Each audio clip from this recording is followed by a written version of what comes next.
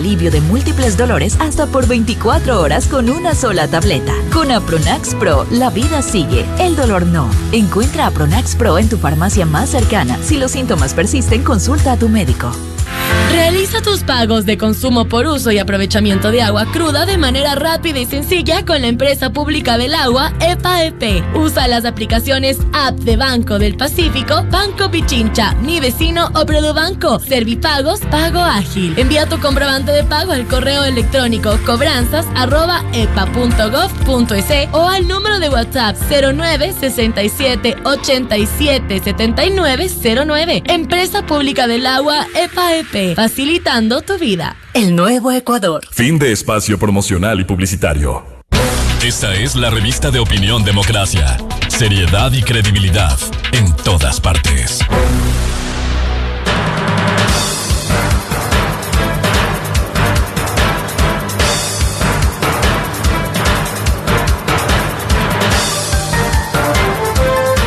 Son las 7 de la mañana con 38 minutos en Revista de Opinión Democracia. Vamos a abordar el tema político coyuntural de esta segunda denuncia presentada, una segunda denuncia penal presentada, no directamente en contra del secretario general de la Asamblea, pero sí aludiendo a él, porque la ministra del Interior ha presentado en su denuncia como sustento las declaraciones del secretario general de la Asamblea, Alejandro Muñoz, en las que de viva voz dice que la Asamblea no acatará una disposición judicial de un juez de primer nivel que acoge una acción de protección y dispone a la Asamblea que vuelva a poner en la lista y trate en su orden los juicios políticos que así lo había establecido antes de retirarlos vía retiro de firmas, perdón por la redundancia, figura que legalmente no existe. Ahí hay una ilegalidad, pero la Asamblea dijo, se retiran las firmas,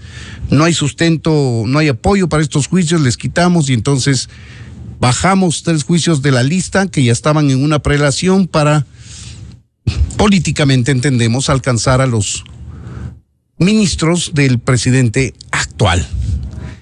Esto es lo que ha ocurrido. El secretario de la Asamblea ha salido a decir que no va a acatar la Asamblea y esto le ha merecido 2 denuncias ya, porque el secretario de la Asamblea no es un vocero, es un funcionario que da fe más bien de los actos, decisiones, resoluciones de la Asamblea y que en este caso actuó como vocero. Vale anotar en el contexto que la Asamblea está haciendo uso de su segunda vacancia legislativa de 15 días.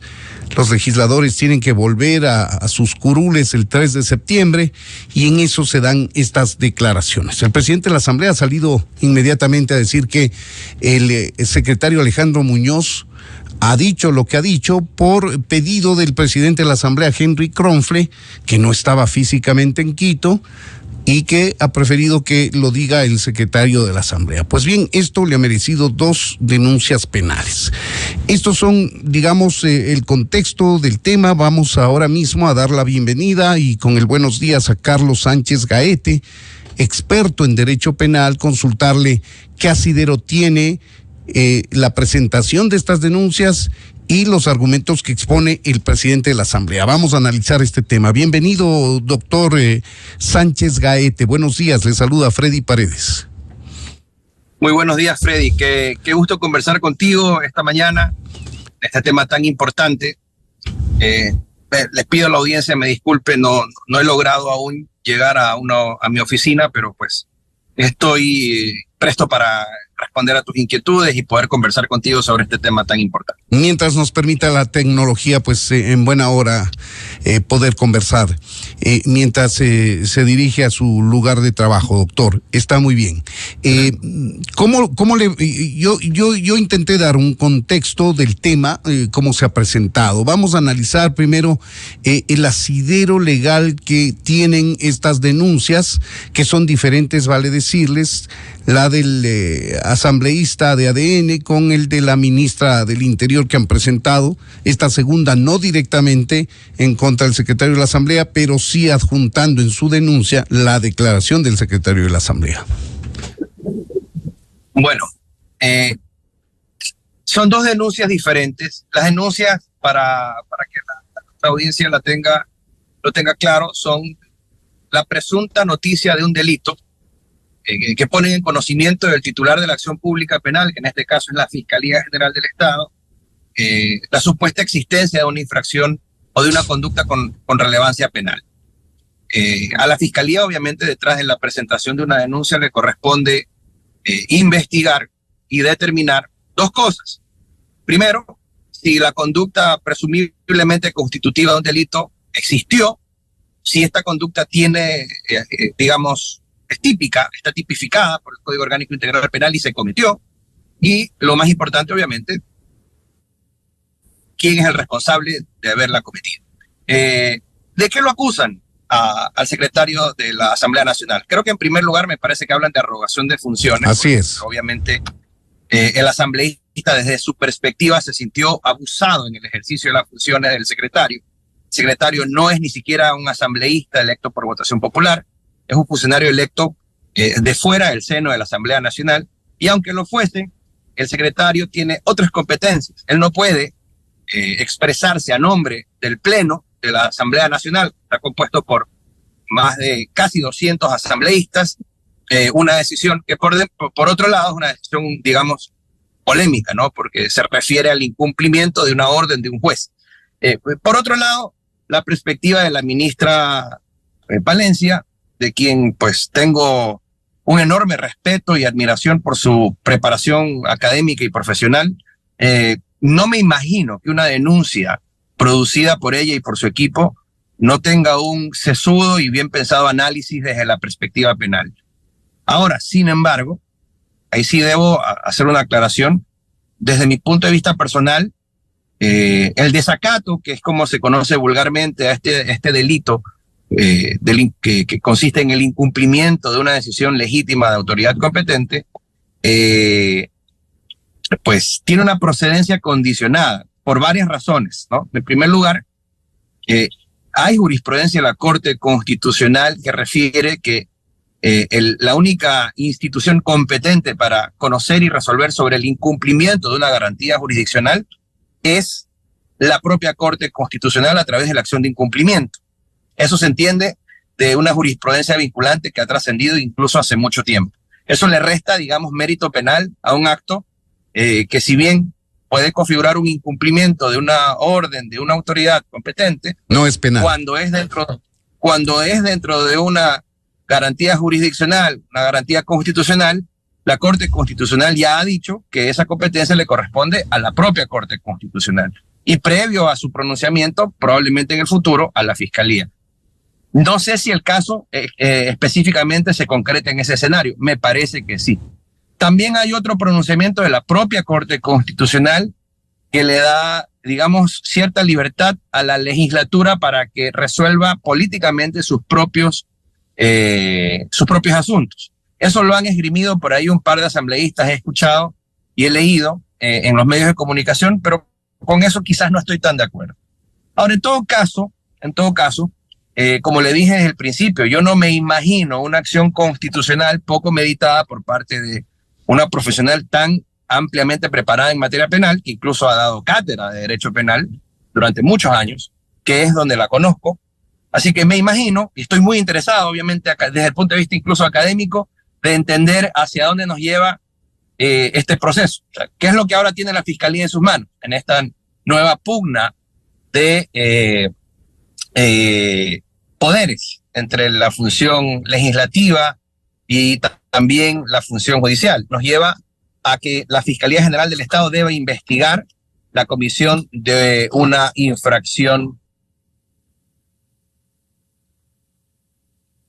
Tenemos problema con la comunicación, está en movimiento y se nos perdió momentáneamente. Le volvemos a ver en la plataforma, a ver si se estabiliza un poco para continuar escuchándole a Carlos Sánchez Gaete, experto en derecho penal. Analizamos esta segunda denuncia en contra de Alejandro Muñoz, secretario general de la Asamblea.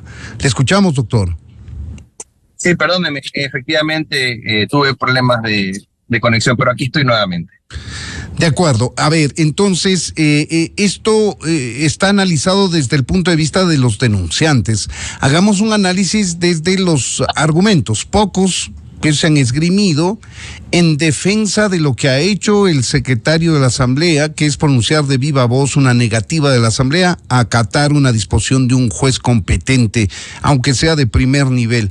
Y eso le molesta mucho a la Asamblea. Ya pasó este capítulo cuando intentaban unos sacarle del cargo a la asambleísta Guadalupe Llori, sacarle de la presidencia, y otros sostenerle en la presidencia, y entonces hubo un cruce de acciones judiciales de jueces de primer nivel que en unos casos querían acoger porque les convenía y en otros rechazar porque no les convenía. Este es un capítulo que se repite de una pugna política con interferencia o con uso de la función judicial. El presidente de la Asamblea, Henry Kronfle, ha dicho sí, lo dijo el secretario de la Asamblea porque yo le pedí como presidente que comunique aquello. Eso, ¿cuánto pesa como argumento en favor del secretario de la Asamblea que está siendo denunciado de la comisión ya no de uno, sino de 2 presuntos delitos penales? Bueno, yo creo que lo que ha hecho el presidente de la Asamblea Nacional es un acto personal y político de respaldo al funcionario, me parece al menos leal con él, porque pues probablemente se dio cuenta que lo involucraron en el incumplimiento, en esta crisis jurídica, en esta nueva crisis, esta pugna de poderes que parece eterna en nuestro país. Sin embargo, pues no le traslada responsabilidad. La responsabilidad penal, en caso de haberla, es personalísima. La responsabilidad política también. Ahora, no me sorprende, ¿no?, que una Asamblea Nacional que permanentemente se dedica a cosas que pues realmente no se compadecen con la realidad del país, se ve enfrascada una vez más en esta dinámica de pugna de poderes entre la función legislativa, la función ejecutiva y en el medio de esto la función judicial. Y lamentablemente pues como digamos, no quiero ser grosero, pero se utiliza la fiscalía como medio de presión para unos u otros. Entonces, yo creo que la justicia nacional no está para eso. Hay un poco aquí de todo, ¿no? Digamos, la Asamblea Nacional tomando esta polémica y cuestionable decisión de abandonar el ejercicio de fiscalización que tanto de pronto reclamaba un país de forma por lo menos cuestionable. Luego, una respuesta inteligente, aunque también por ahí con algún condimento de abuso del derecho. Pues también la ciudadanía reclama que las garantías jurisdiccionales sean utilizadas para cualquier cosa. Habría que ver cuál es el fundamento de una acción de protección que pues tiene su génesis en ser una herramienta de defensa del particular en contra del poder del Estado. Curioso que un asambleísta utilice esta herramienta, pero bueno, hay una decisión y ahí viene un nuevo mensaje errático. La Asamblea Nacional, ni un asambleísta, ni un funcionario de la Asamblea Nacional, ni nadie en el país tiene el derecho o las facultades de decidir qué decisiones de un juez puede o no cumplir. Tiene que cumplir. Y las vías para estar en desacuerdo con lo que resuelve un juez constitucional son las vías ordinarias. Y eso es lo justo y lo que impone la seguridad jurídica. Si no está de acuerdo con lo resuelto, puede impugnar. Si considera que hay un abuso del derecho, lo puede reclamar. Y por otro lado, la parte que ha accionado esta garantía jurisdiccional, si quiere modular la ejecución, el cumplimiento de lo resuelto, pues le puede o le debe más bien pedir al propio juez que verifique el incumplimiento y que ejecute, por ejemplo, la destitución del funcionario que no cumple su decisión.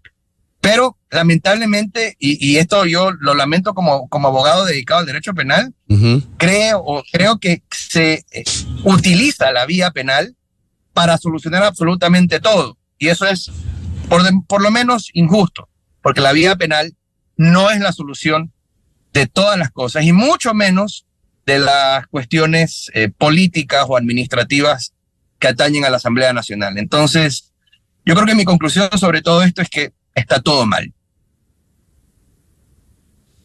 Ahora, doctor Sánchez, varios sectores se han dado a llamar a estos enfrentamientos, a esta pugna, como usted la ha denominado, entre el Ejecutivo y el Legislativo, como una judicialización de la política y como respuesta a una politización de la justicia, que ya venimos viéndolo desde años atrás, la politización de la justicia, y ahora dicen se está judicializando la política, utilizando a la función judicial para entorpecer, para oponerse a decisiones legítimas que tiene que tomar la Asamblea Nacional. Así argumentan quienes defienden la posibilidad de poner o sacar de la lista los juicios políticos ya calificados.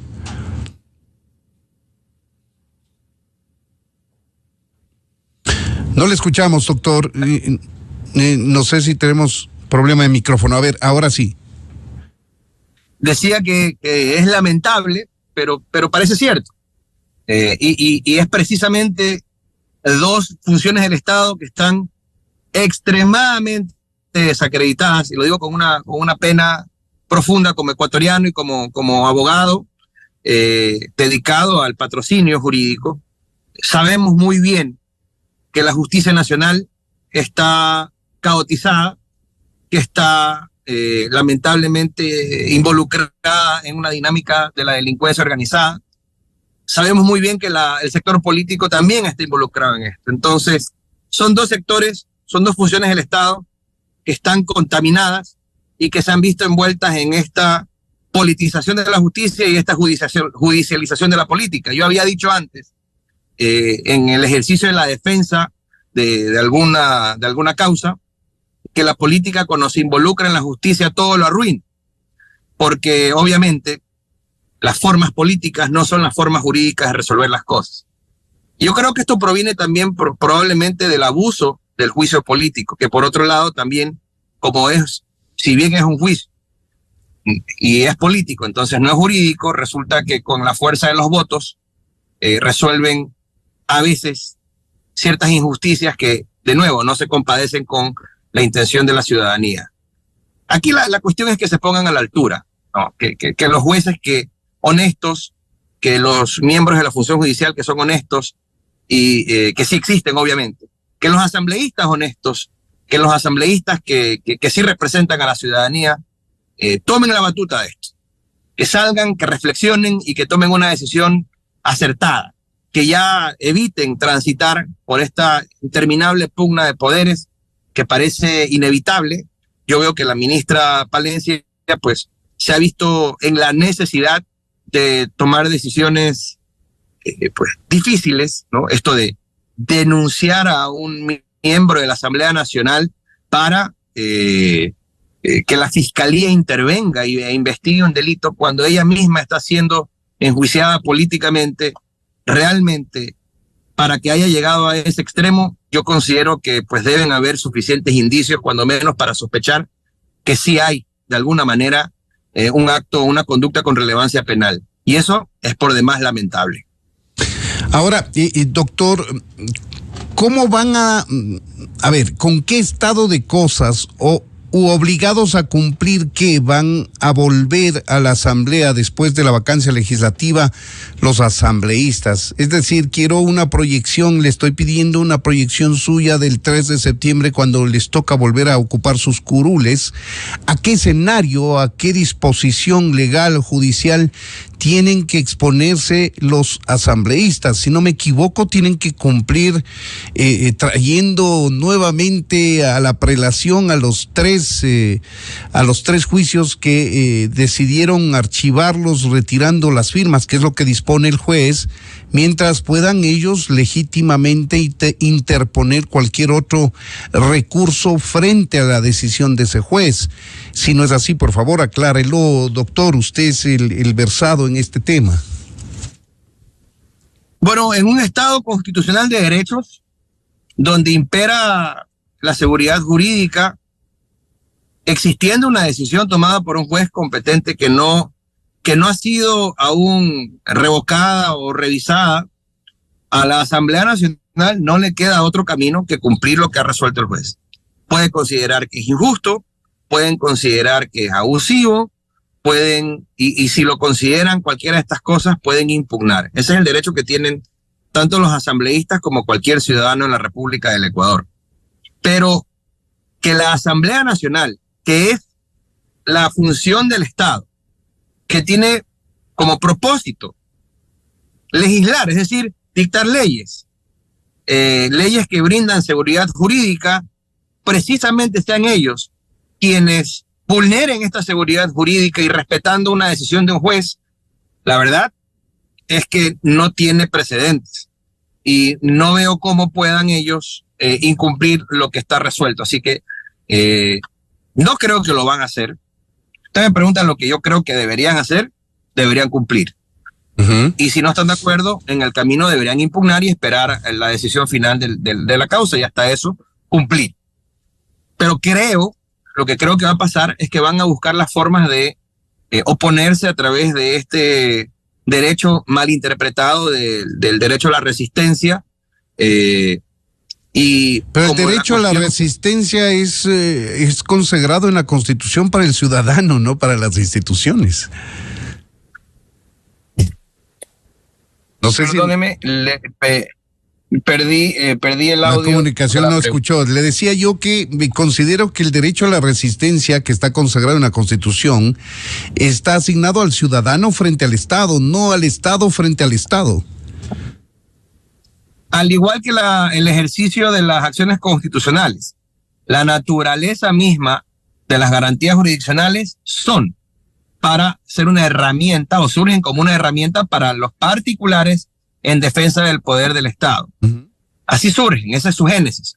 Luego se desarrollaron también para particulares en contra de particulares cuando hayan abuso de una garantía jurisdiccional. Pero la esencia no es que el Estado o las funciones del Estado entre sí puedan discutir. Para eso existe la jurisdicción contencioso administrativa y demás.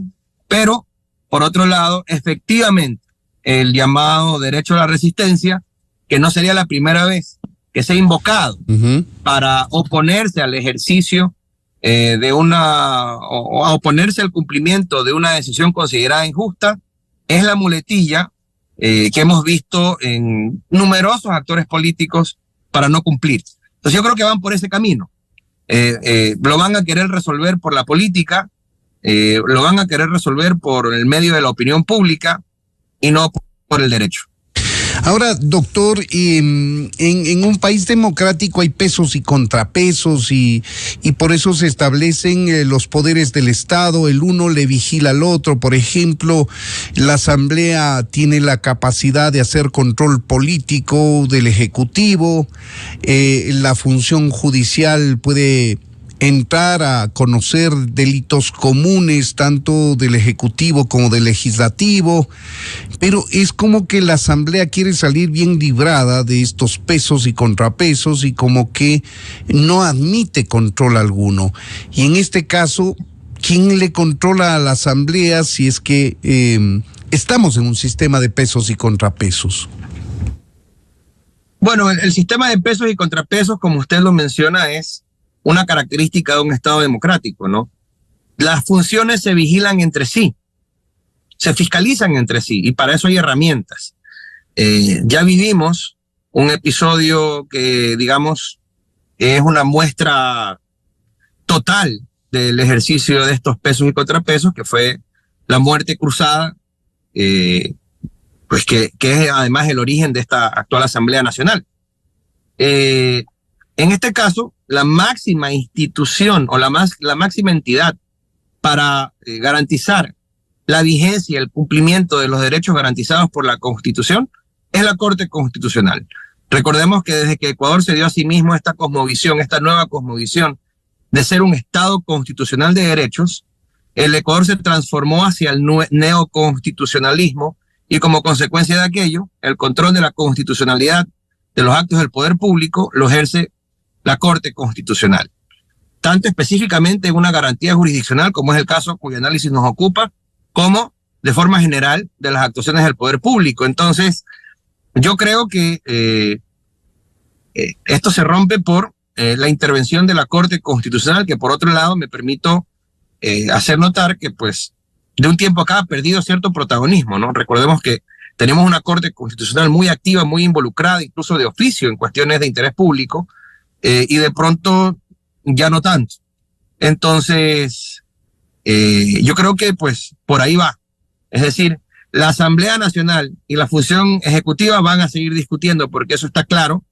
Hay una pugna abierta de la Asamblea Nacional y un apuro por llegar a concretar los juicios políticos en contra de los funcionarios del actual gobierno, al punto que han podido incluso llegar a olvidarse de las acciones que estaban pendientes en contra de funcionarios del gobierno anterior. Pero entre ellos no se va a resolver esto, está claro. La función judicial no se da abasto, no la respetan, esa es la realidad. Hay una decisión tomada por un juez, polémica, abusiva, como quiera, pero tomada, vigente, y que la Asamblea abiertamente ha dicho que no la va a respetar. Entonces tampoco se va a resolver por ahí. Yo creo que solo nos queda el camino de la Corte Constitucional. Y es que ese es el problema fundamental, el enfrentamiento político, no necesariamente de toda la Asamblea, sino del sector del correísmo con el gobierno en este momento, que quiere enjuiciar a los ministros del presidente Daniel Noboa, y Daniel Noboa quiere evitar eso y obligarle a la Asamblea a que no haga algo que no consta en la ley orgánica de la función legislativa, que es el retiro de firmas de apoyo para juicios políticos ya calificados por el CAL. Ese es el tema de fondo, y para conseguir su objetivo están acudiendo a todas las posibilidades que tienen a su alcance, y una de ellas son acciones como las que estamos analizando, constitucionales, con un juez de primer nivel que dispone cosas que quizá la Asamblea no está dispuesta a acatar, y pone en evidencia la desinstitucionalidad o la débil institucionalidad que tiene el país. Es correcto, y es muy lamentable, ¿no? Vemos cómo la Asamblea Nacional está ocupada en revanchismos en vez de compadecerse y legislar para combatir a la delincuencia, ¿no? Vimos una reforma reciente al Código Orgánico Integral Penal que pues lo que hace es insertar penas más graves, y eso no es la solución. No revisaron este carrusel permanente de impunidad de los delincuentes que ingresan y salen a la cárcel, porque la prisión preventiva es excepcional. Yo incluso personalmente tuve el honor de ser invitado a la Asamblea Nacional y propuse que se analice en la Asamblea la posibilidad de incorporar en el Código Orgánico Integral Penal una causa, digamos, una excepción, valga la redundancia, a la excepcionalidad de la prisión preventiva en delitos graves cometidos en flagrancia, para que ya no veamos todos los días en los noticieros a un delincuente plenamente identificado que comete un delito grave, asesina a alguien en un semáforo y 24 horas después está en libertad. No se compadecen con eso, no se compadecen tampoco, por ejemplo, con el injusto juzgamiento de menores de edad que, pues si bien son menores de edad y están sometidos a un régimen especial, pues lamentablemente ya están en capacidad de cometer delitos graves, deberían ser juzgados como adultos. Ese tipo de discusiones, que son las serias que la Asamblea Nacional requiere tener, no se tienen y están dedicados a esta pugna. Por otro lado, la función ejecutiva, que tiene tantos retos y tan importantes como la crisis energética, como la crisis de inseguridad, como la crisis de salud, como la crisis económica, pues también estar enfrascada en una interminable discusión política por la pugna de poder. Realmente quisiera hacer un llamado de atención a todos, ¿no? Los políticos del país tienen que concretarse en los intereses nacionales. Y esto, por cierto, a las puertas de una campaña electoral. Entonces, vivimos en esto y esto no es vida. Nos sumamos a ese llamado que hace usted, muy puntual, a los poderes públicos para que se pongan a trabajar en lo que deben hacerlo, al Ejecutivo a resolver los problemas que nos aquejan a los ecuatorianos, y al Legislativo a entregar leyes acorde a las necesidades de la sociedad ecuatoriana, con la actualización necesaria, ocupándose de los temas fundamentales. Queremos agradecer al doctor Carlos Sánchez Gaete, él es abogado experto en Derecho Penal, que nos ha ayudado a entender de mejor manera los escenarios a los que se puede enfrentar el secretario general de la Asamblea Nacional con estas dos denuncias penales a cuestas, y lo que debería o tendría que hacer la Asamblea Nacional frente a la decisión de un juez de primer nivel que le dispone poner nuevamente en la lista y en la prelación a los juicios políticos que vía retiro de firmas de apoyo los mandó al archivo la Asamblea. Doctor Carlos Sánchez, muchas gracias por habernos atendido. Encantado, sí, siempre a las órdenes. Y un gusto estar con ustedes. También nosotros, que tenga buenos días. Son las 8 de la mañana con 7 minutos. Esta es la revista de Opinión Democracia. Vamos a hacer una breve pausa, amigos, y de inmediato vamos a iniciar un panel con Fernando Benalcázar. Él es el ex viceministro de Minas, y también con el ingeniero Boris Abad. Él es experto en temas petroleros. Vamos a hablar de la decisión que tomamos los ecuatorianos en las urnas, mayoritaria, por cierto, con un pronunciamiento de por medio de la Corte Constitucional que le ha dado al Estado ecuatoriano, al gobierno de turno, en este caso a Daniel Noboa, que en el plazo de un año empiece a desmontarse toda la infraestructura petrolera del bloque 43 del ITT, porque así lo decidió la mayoría de ecuatorianos. Esto va a empezar el día de hoy. Se va a pagar un primero de 246 pozos que existen en el ITT y que generan una producción superior en un poco más de 50,000 barriles diarios de crudo. Vamos a analizar las implicaciones que tiene esto con estos dos conocedores del área minera y petrolera, Fernando Benalcázar y Boris Abad. Volvemos después de la pausa, amigos. Son las 8:08. Usted escucha la revista de Opinión Democracia. Inicio de espacio promocional y publicitario.